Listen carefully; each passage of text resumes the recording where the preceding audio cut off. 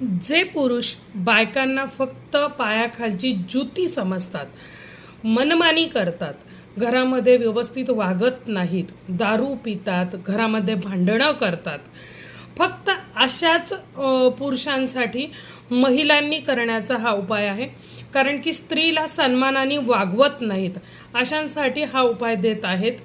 कारण की माझ्याकडे रोज असे कंप्लेंट्स येत आहेत की आमच्या घरामध्ये आमचं दोघांचं खूप भांडण होतं आहे, नवऱ्याचे बाहेर एक्स्ट्रा मॅरिटल अफेअर, याच्यासाठी एक मंत्र देत आहे. अखंड तांदळाचे दाणे घ्यायचे आहेत 7.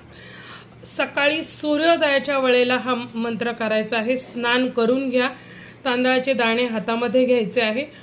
पाकदी फौतम, परत एकदा सांगते, पाकदी फौतम असे म्हणायचे आहे 7 वेळेला आणि ते तांदळाचे दाणे ग्रहण करायचे आहे. नवऱ्यामध्ये आमूलाग्र